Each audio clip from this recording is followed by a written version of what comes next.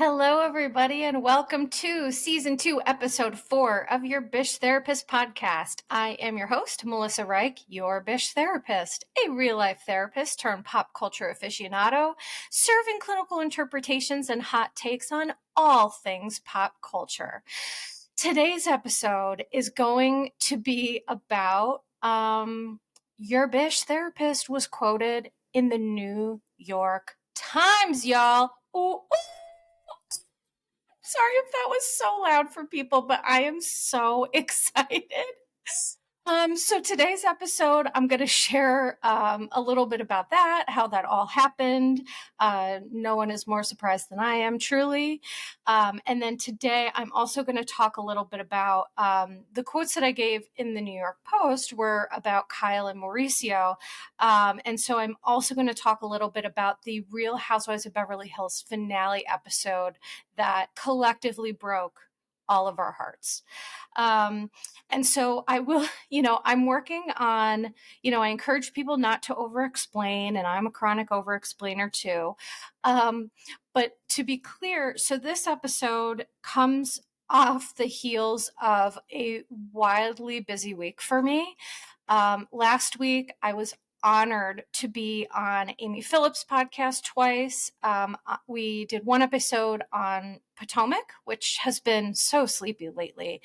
But the one thing, my specialty is really finding some, little things tell me a lot. And so I can make a lot out of a little, clinically speaking. So it was interesting. We did talk about Potomac in that way. And then I was also talking with her about this, Real Housewives of Beverly Hills. Now, I had not been quoted in the New York Times prior to that episode. So that's kind of new information that I'm happy to share with you all. But I did talk about that with Amy and with Emily DeRisis, which was really great. And then another thing I did last week, so just so you all know, you can check this out. By the way, Amy's first episode, Amy Phillips, she has her Patreon. It's called Drama Darling. And the episode that I did about Potomac is behind her Patreon paywall. But the second episode is free to everybody wherever you listen to podcasts. And then I did another episode. I had the honor of meeting with, her name is Jamie, and she has a podcast called Jamie All Over. She bravely, and this is a trigger warning, she bravely told her story of sexual abuse and domestic violence. I shared a little bit more personal information about my own trauma that I normally don't talk about on this podcast. But truly, it was an honor to sit with her as she bravely and courageously told her story. And so then what I provided was the psychological concepts behind, why are women not believed? Victims, because women aren't the only victims, that men are victims, people in the LGBTQIA plus spectrum, right? So it's not just women who are victims, but why do victims not get believed and not listened to and things like that?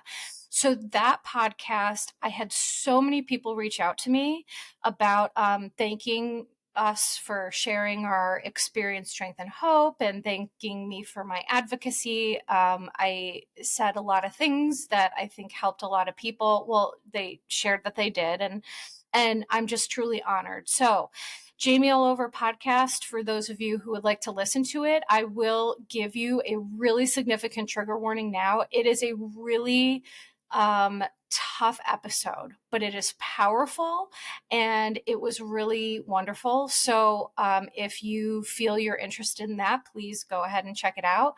But I do truly say this to all my folks, is that I appreciate your support, but don't ever listen to something that I'm doing if you feel it is going to put you in a bad mental space. I don't want that. I care more about your wellness than my numbers. So that is why I do these trigger warnings. That is why I make these comments, because trauma survivors appreciate them, and you really have to take that seriously. So that's what I'm going to say about that. So the point of the story is that last week was just amazingly wild for me in the best of ways.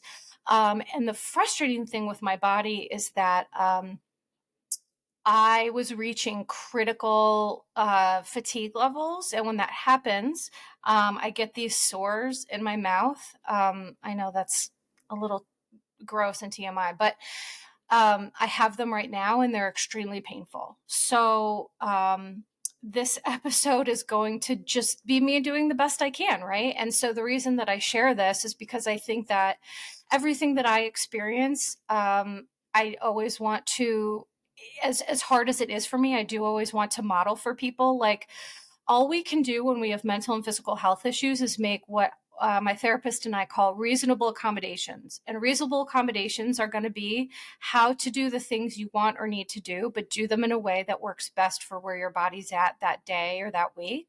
And this is my reasonable accommodation for today. The podcast is going to be shorter than it usually is.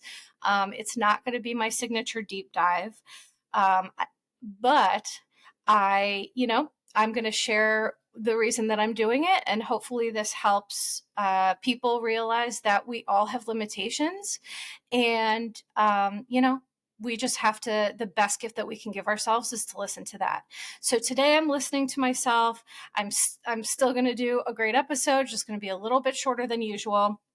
And then what we have to look forward to this week, this is exciting. So this week I'm having on Ryan Bailey from So Bad It's Good with Ryan Bailey. He has a podcast. He hosts an after show on SiriusXM with Jeff Lewis and some other folks. And he's just crushing it. And he's a real one. And I'm really excited. He'll be my first guest. To be honest, I've never had a guest before. So also, I just want to thank all the people who are listening to this that, are just cheering me on. I've gotten so many amazing messages and such great support, as each season continues and as each episode continues, I grow and I evolve. And so now I'm going to be having guests on. I'm also having on a woman named Mandy Slutzker. She is a lobbyist, and we are going to cover how to survive the electoral cycle that's coming up, because I know we're all exhausted.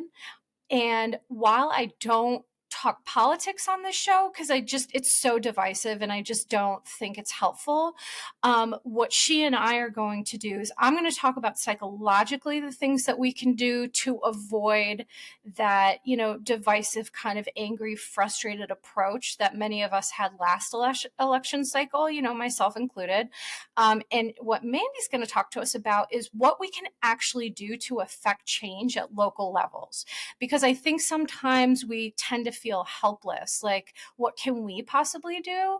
And the answer is there are things we can do. I mean, vote, right? That's the main thing. But she's going to speak a little bit to that. And so I'm really excited about what I have coming up. I also have Amy Phillips scheduled to come on in the next few weeks. And, I'm shocked. I'm surprised. I'm excited. This is growing. And, I'm just kind of along for the ride like everybody else is.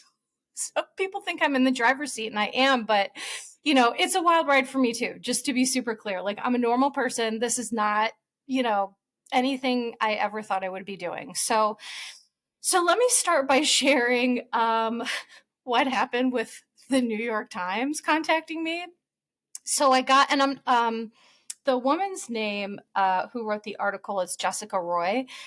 I got an email. I woke up one morning and I look in my email and it said interview request from the New York Times. And I was like, oh, I am clearly being catfished. I mean, seriously, that was my first thought. I am clearly being catfished. This is not real. And it was to my personal email. It wasn't to my one that I list for your Bish therapist, which you can find that email in my link tree. But so I got really nervous, and I emailed back, and so we went back and forth, and I just decided, she wanted quotes. She explained what she wanted from me, but she wanted them um, like immediately because she was working on the story.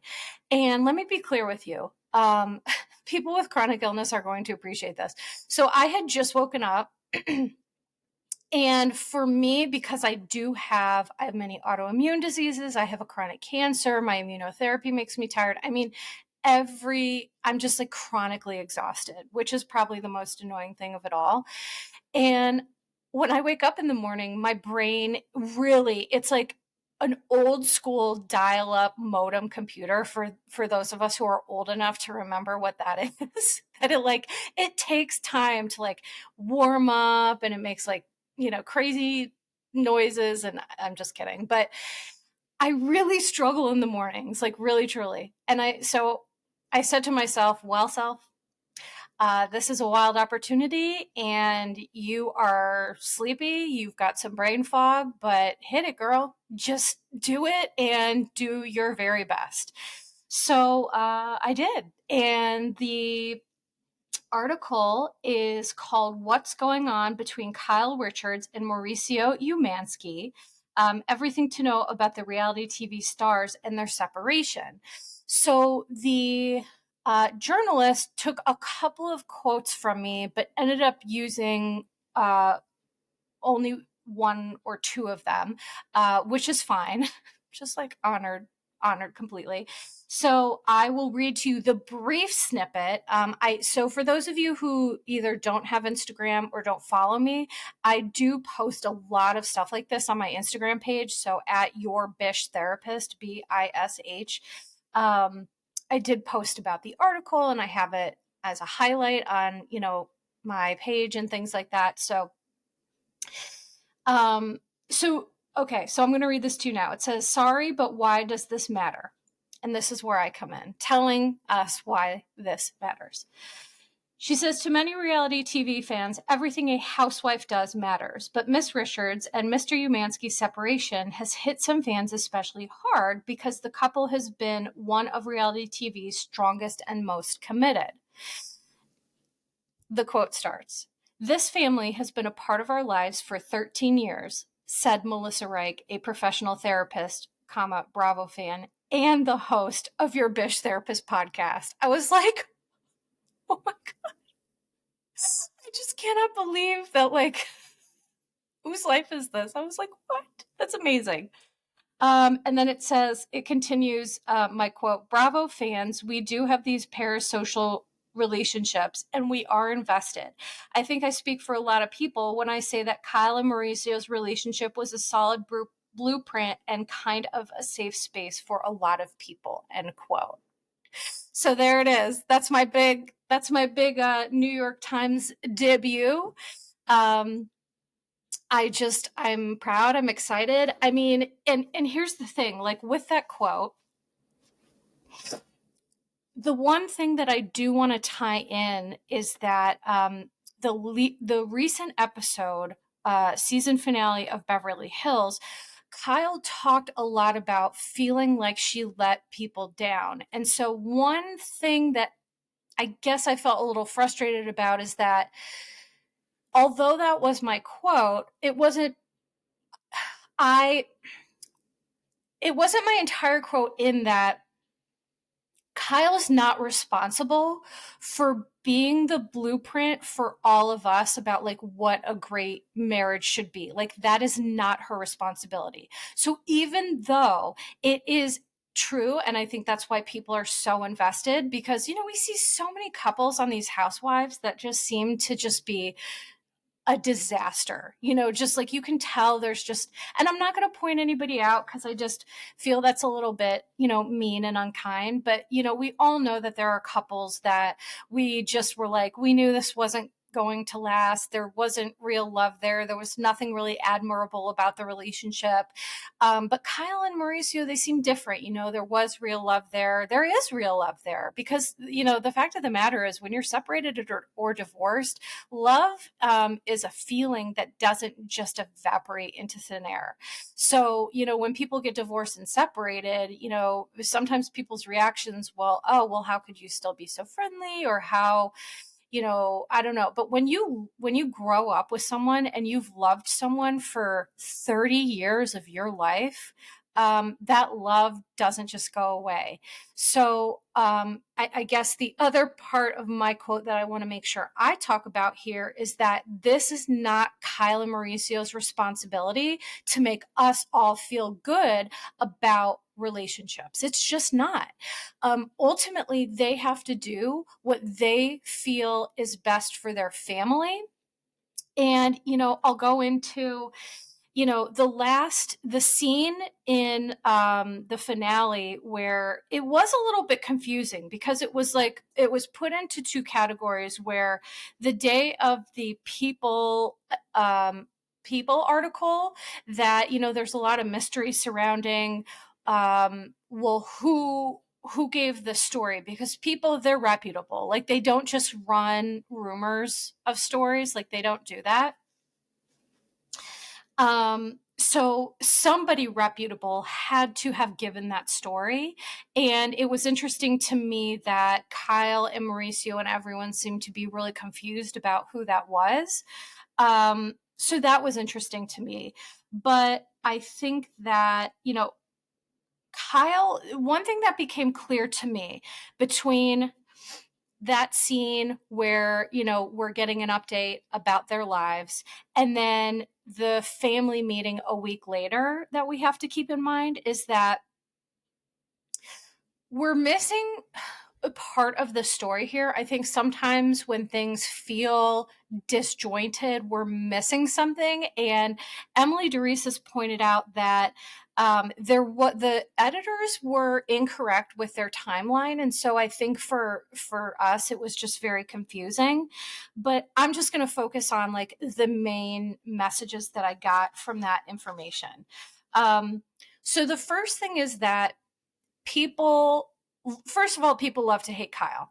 And, I just don't, if people who, enjoy this podcast, they know that I'm not a hater of people. I don't like to disparage.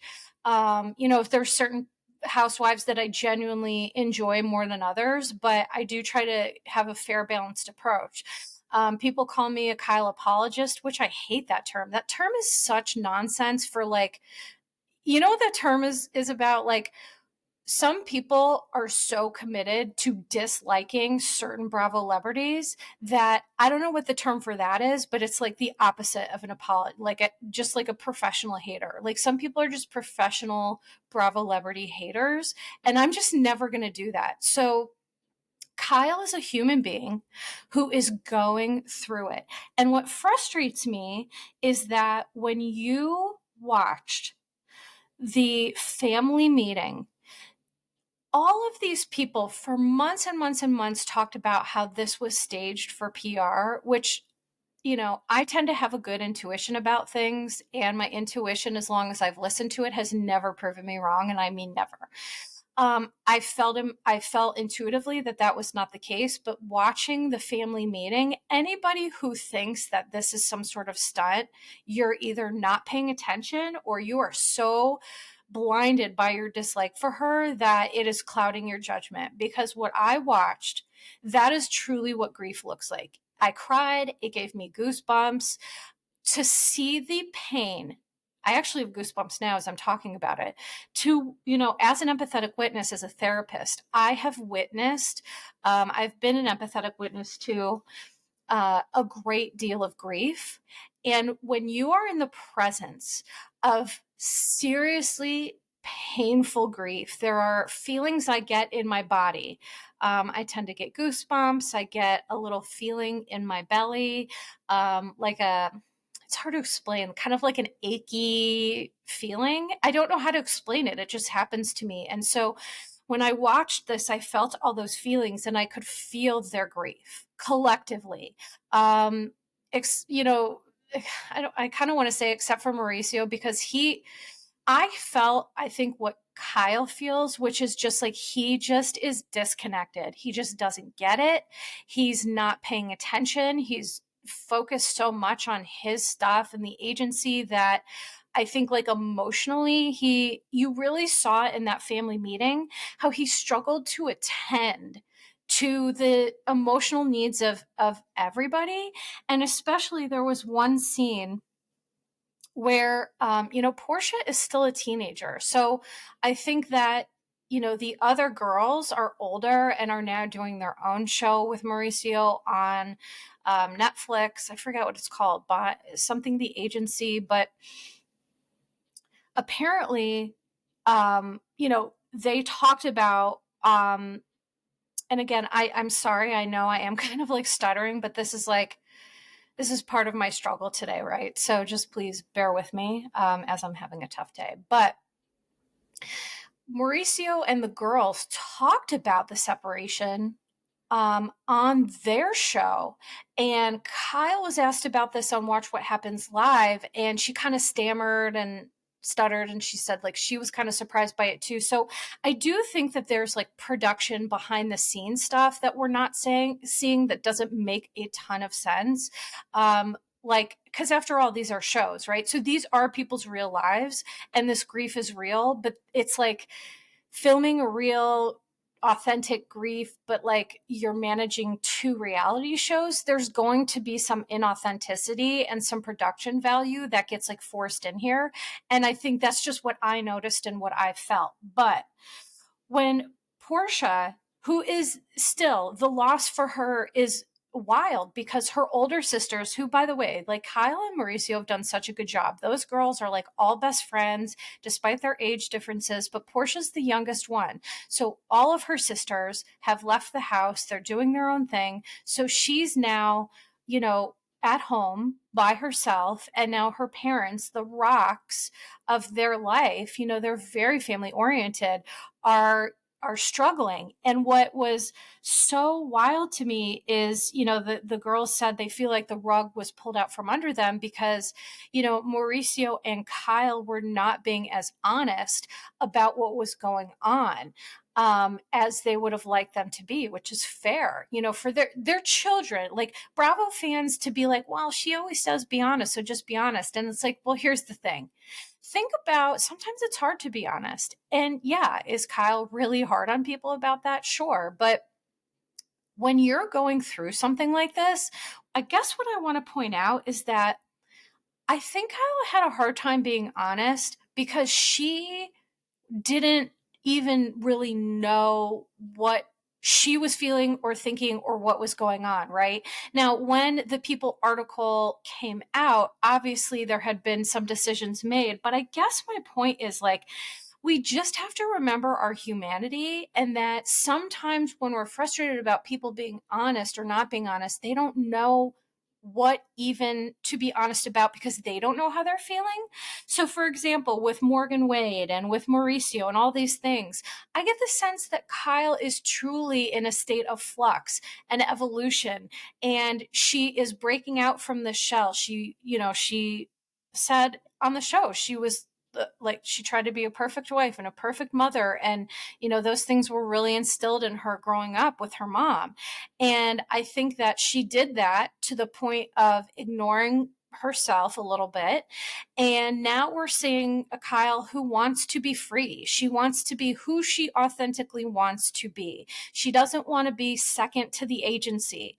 She wants Mauricio to listen. I mean, the amount of times I wrote down Kyle saying he's not listening, and guess what? He isn't, as evidenced by, so the white party, I'm going to talk about that for a minute. We have seen 13 years of white parties from the time when Portia was a teeny tiny little baby to now that she's, a teenager. And the interesting thing I thought about this white party is, to me, there are no coincidences, right? All the white parties, they were like, Kyle used the term sentimental, and I quote, but this felt the opposite of sentimental. This felt, commercialized and just like impersonal and so like famous and just the opposite of what Kyle and Mauricio had done for the past 13 years. And so I think that is a microcosm of what we're seeing in their relationship, right? Like these are two people who grew up together, they had nothing, and now they have everything. And sometimes it's like there's the saying, be careful what you wish for. Because, there's the show like about lottery winners once they win the lottery, and sometimes when you get a lot of money and a lot of fame, managing your relationships is challenging, and it changes things and it changes dynamics. And, I understand Mauricio, he's a boss and he's growing and he's building. And I mean, the agency is just like taking off. But it is clear to me that that has been prioritized over Kyle. And, once Kyle loses trust, and I think for most people, and I'll speak for me too, once you lose trust, it is really hard to gain that back. So going back to the white party, it was just so bizarre. So Mauricio says to Kyle, first of all, Kyle and the girls are walking out and he's at the buffet.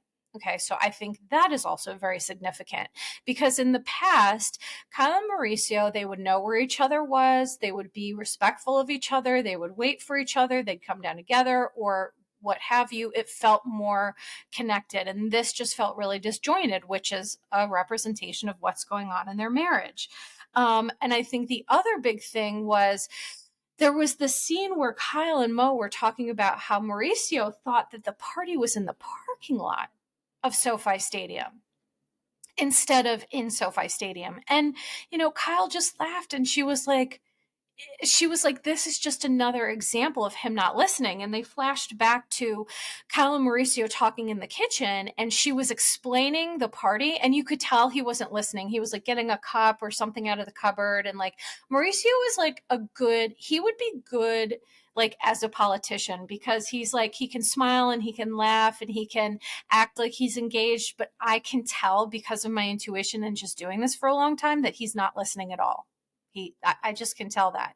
And as Kyle's wife and someone who's known him and been with him for 30 years, if I can tell that, she's feeling that on a deep, deep level. Okay.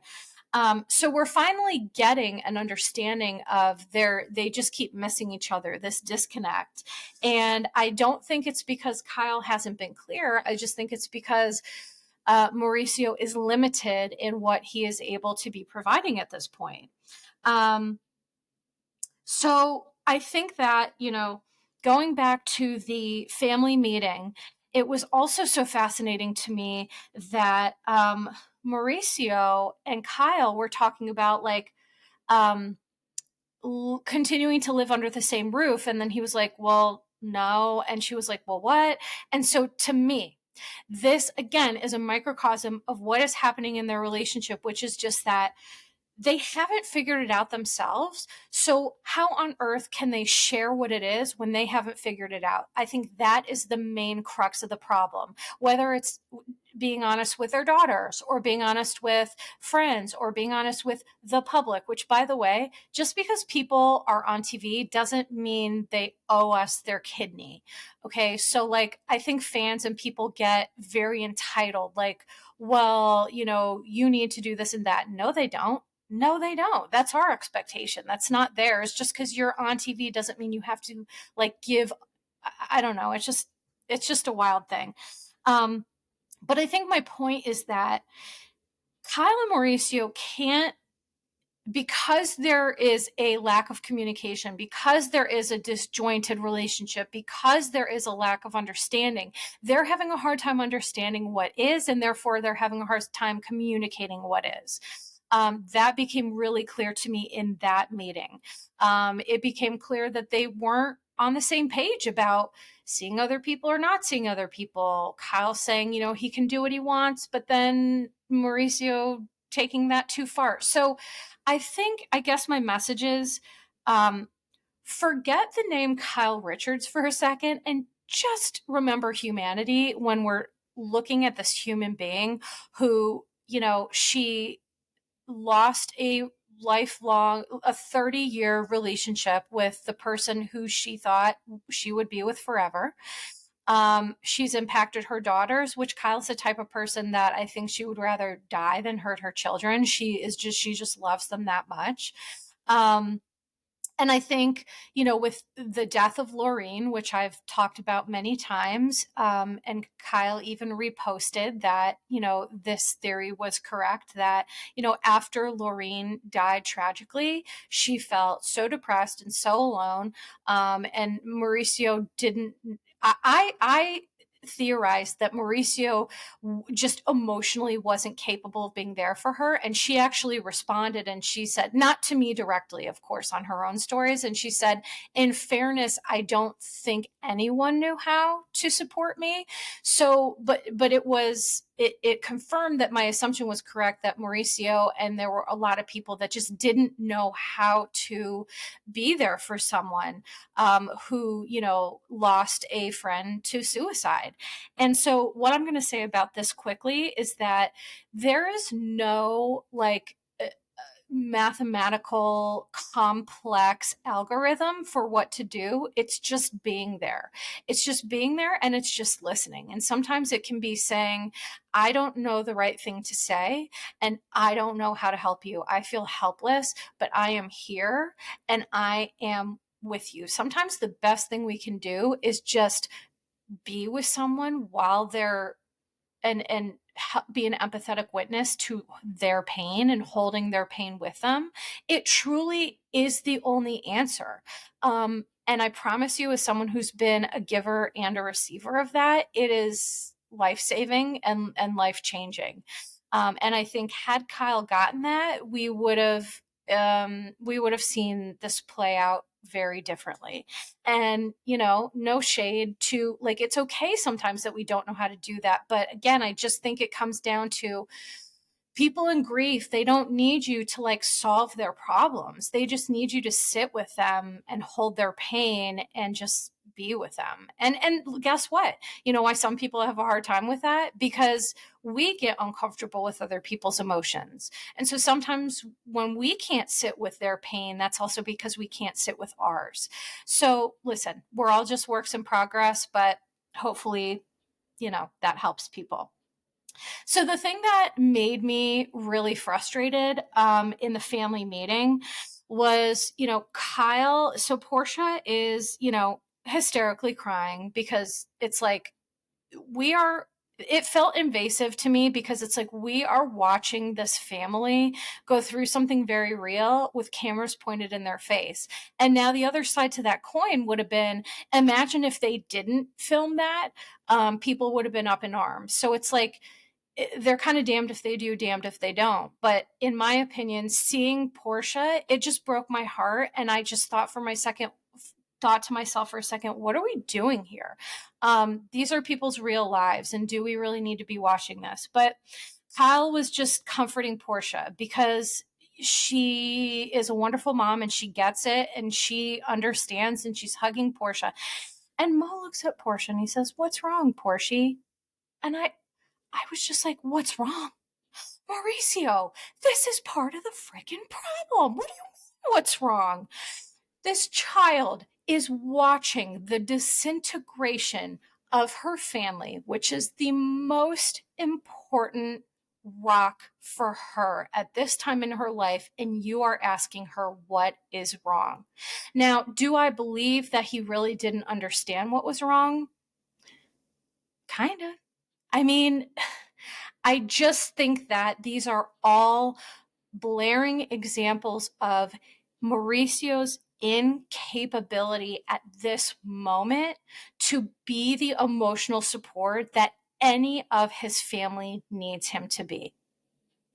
And that sucks because Mauricio seems like a great person. He seems like a great guy. He and Kyle seem to have a wonderful relationship. They were supportive of each other, and he seems wonderful in a lot of ways. But unfortunately, as I always say, I've been with my husband for almost 22 years. And when you're in a multiple decades long relationship, you have to listen to your partner. The foundation of healthy, successful, long-term, multi-decades relationships is emotional support and communication. That's the foundation, truly.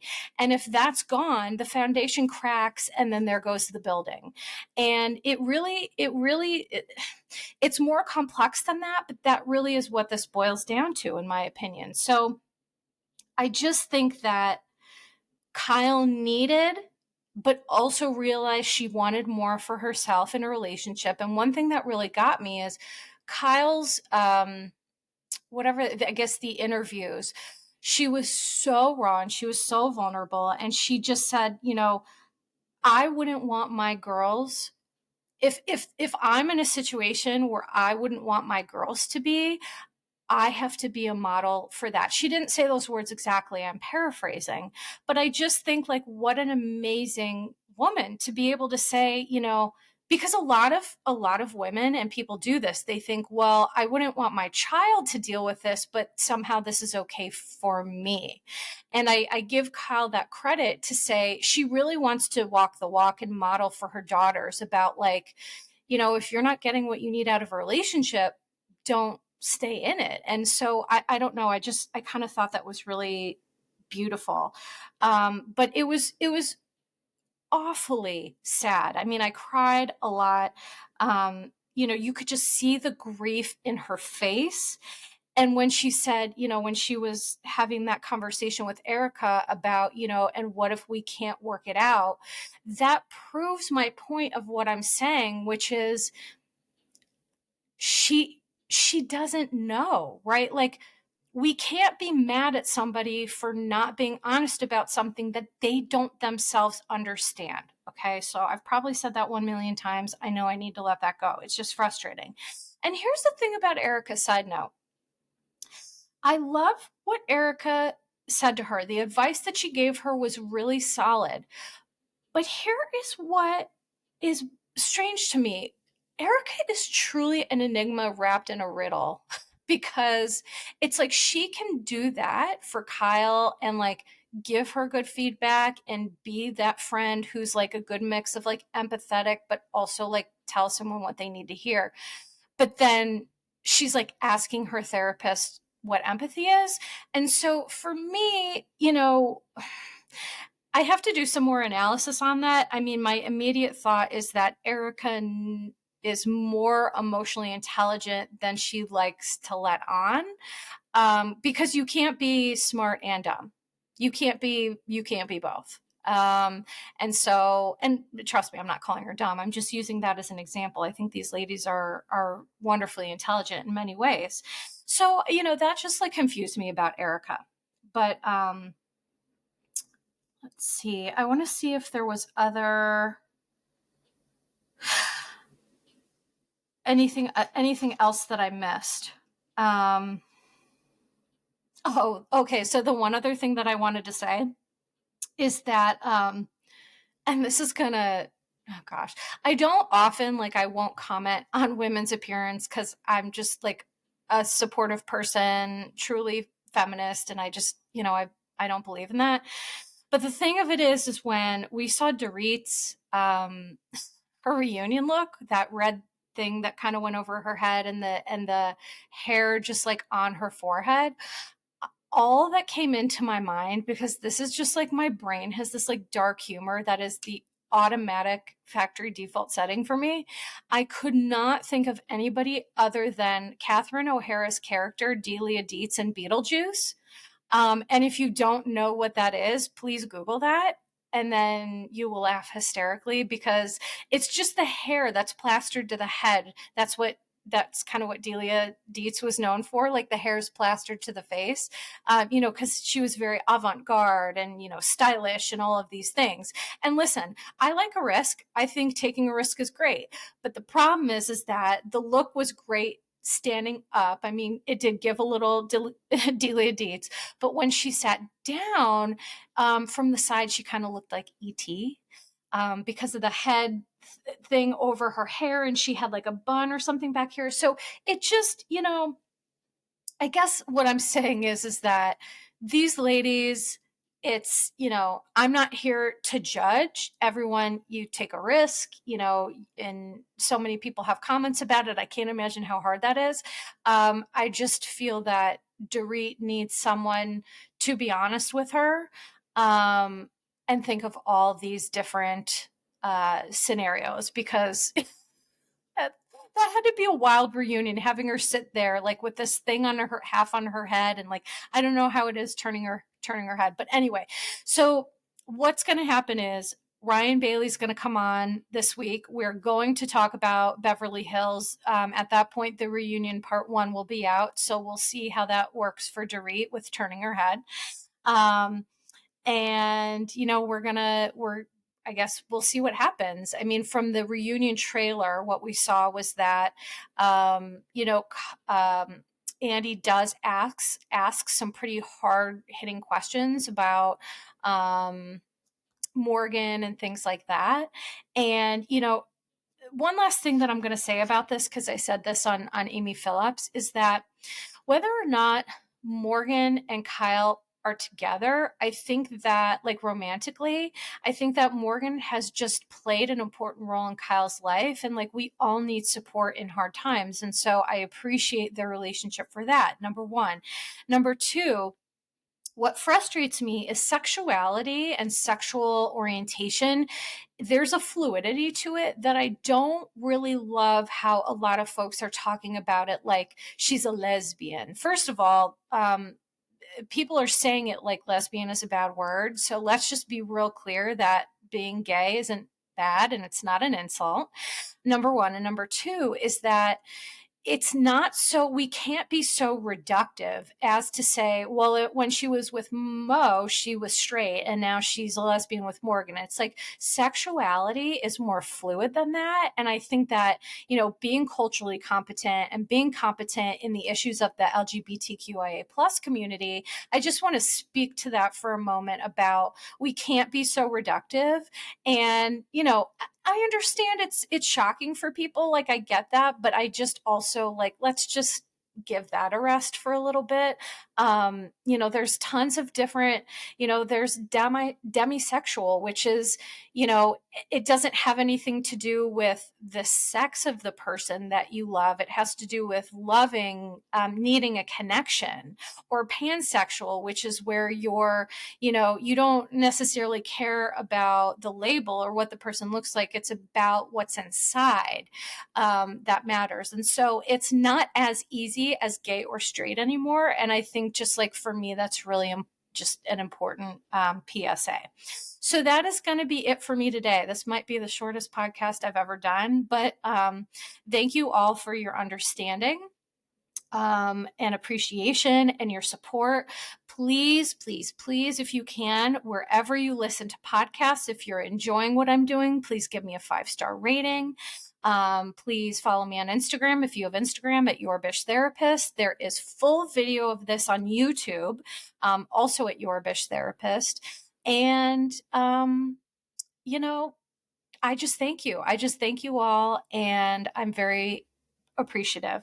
So please look forward to tons of amazing content in the next couple of weeks. Oh, and the last thing I wanted to say is I also am planning on doing an episode about Natalia Grace, but I realized what I was doing is I was kind of putting it off because A, it's a lot of information, but B, Amy asked me this on her pod, so I'll share this with you. She kind of was like, it seems like you're putting it off. And I was like, well, yeah. And I didn't realize why I was. So for those of you who didn't get a chance to watch The Curious Case of Natalia Grace, there's season 1 and season 2. If you want to follow along with one of my upcoming podcasts, please watch that. If not, that's fine. I'm going to cover it so you don't have to. But here's what I realized. The dad, Michael Barnett, I feel, we all know, right? Knowing me, that I have a lot of passion. And when I have a lot of passion, I have a sharp tongue. And that has been my problem my entire life. I cannot hide my expressions. I cannot hide my passion. It's gotten me in trouble my entire life, but I now view it as a strength. Michael Barnett, I feel allergic. to him as a person. Like, sincerely, I need an EpiPen, I need Benadryl, I need medication. I feel allergic to him. And so, as I'm going to be talking about it, I have to be mindful of that because, the thing is that Melissa, your Bish therapist, I really have to maintain a sense of professionalism and respect and humanity because that is truly my morals and values. But Melissa, the person behind the Bish, has a spicy inner child, a very spicy one, extra spicy, in fact. So I am going to figure out how to do that episode in a way that is good for me and good for you all. And so it's going to be a good one. So I just wanted to let you know, if you watch that, please know you're not alone in that feeling. Okay, so this is going to be it for me today. Thank you so much. Please take care of yourselves and each other. Disclaimer: posts are not intended to diagnose, treat, or provide medical advice. Your Bish therapist is for entertainment and informational purposes only. The podcast, my opinions, and posts are my own and not associated with past or present employers, any organizations, Bravo TV, Greyheart Productions, or any other television network. The information in YBT podcast and on its social media is provided for general informational purposes only and is not intended to diagnose or treat. Please do not act or refrain from acting based on anything you read, see, or hear on YBT podcast or associated social media. Communicating with YBT via email and or social media does not form a therapeutic alliance. Melissa, operator of YBT, is unable to provide any therapeutic advice, treatment, or feedback.